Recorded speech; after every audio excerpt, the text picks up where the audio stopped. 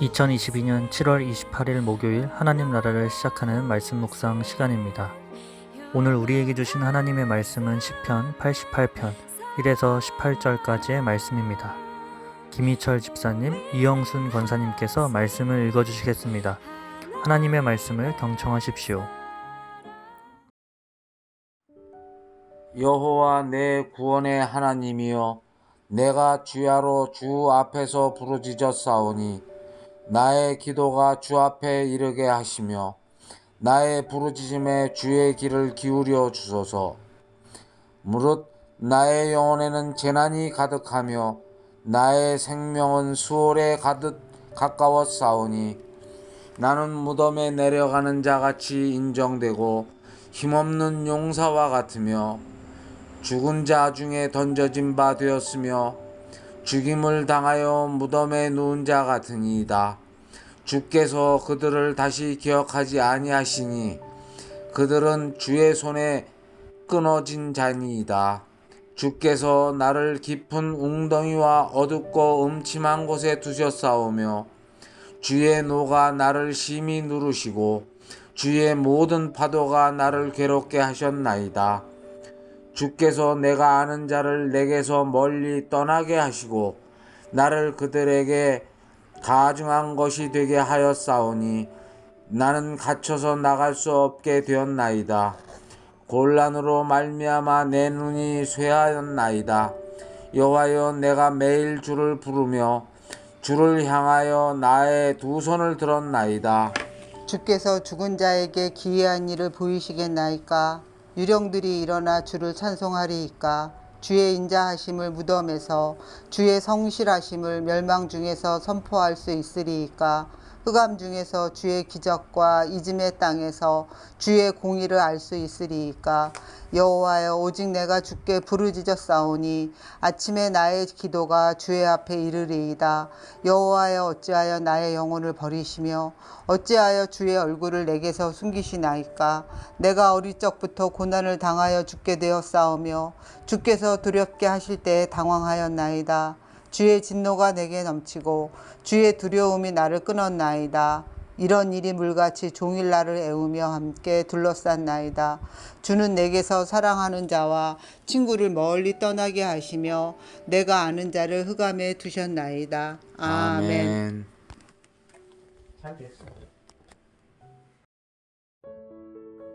오늘 말씀은 시편의 말씀 중에서 가장 절망적인 시라고 할 수 있습니다. 표제에서 마할란 르안노세에 맞춘 노래라고 써 있는데 직역을 하면 역병의 고통으로 해석할 수 있는데 당시 슬픔이 담긴 곡조를 뜻하는 음악 용어라고도 보고 있습니다.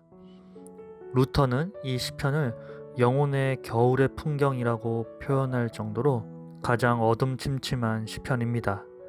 시편 기자는 오늘 시에서 스올, 구덩이, 무덤으로 이어지는 어둡고 컴컴한 땅의 이미지와 장소들을 가리키는 단어를 사용하여 하나님께 버림받은 상태를 묘사하여 시인의 고통을 극대화하고 있습니다. 그러면서 10절부터는 시편 기자가 하나님께 질문을 쏟아내기 시작합니다. 죽은 사람에게 기적을 베풀 수 있습니까? 주의 인자하심이, 주의 성실하심이 이러한 고통 가운데 드러날 수 있습니까? 이렇게 흑암이 가득한 상황 속에서 어떻게 하나님의 공의가 드러날 수 있습니까? 라고 질문합니다. 우리는 고통과 고난 또 혹은 어려운 시기를 지날 때 이런 기도를 드리게 되죠. 하나님의 영광이 드러나야 하는데 내 삶을 통해 하나님의 이름이 높이 들려야 하는데 나의 삶은 바닥입니다. 오히려 하나님의 영광을 가리우는 삶을 살아갑니다. 하나님, 어떻게 이러실 수 있으신가요? 하나님, 어떻게 내 삶이 이러한가요? 라는 기도를 하게 됩니다. 그리고 이 시는 그 어떤 감사와 또 그 어떤 소망과 희망 없이 끝나게 됩니다. 그 어디에도 하나님의 영광은 보이지 않은 채 시가 마무리됩니다.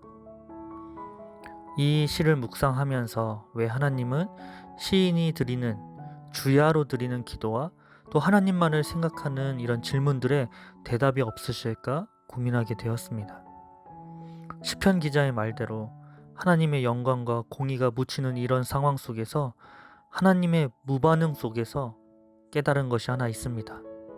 바로 하나님의 영광보다, 하나님의 공의보다 이 시편 기자를 향한 하나님의 계획이 더 중요하다는 것입니다.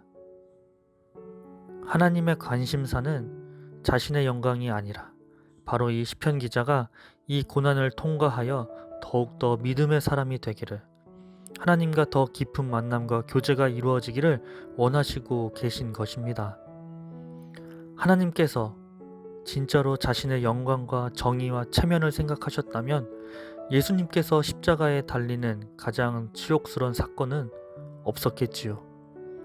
하나님의 영광보다 우리를 살리기 위한 그분의 사랑이 더 컸기에 그 시간을 예수님도 하나님도 견뎌냈던 것입니다.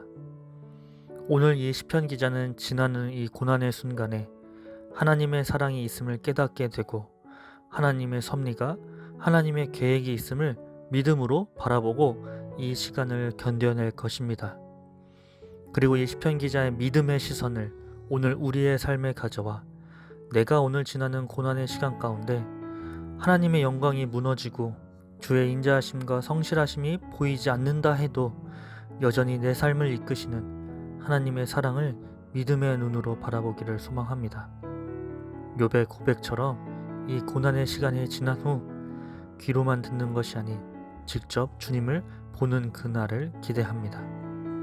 주신 말씀 기억하며 기도하겠습니다. 하나님, 우리의 인생 가운데 하나님께서 없다 느껴질 때 바로 이 순간이 믿음이 필요한 순간임을 알고 있습니다. 그러나 나로 인해 하나님의 이름이 실추되고 나로 인해 하나님의 영광이 가려지던 듯하여 속상하고 또 이 순간을 그저 방치하고 계신 것 같은 하나님으로 인해 더 속상할 때가 있습니다.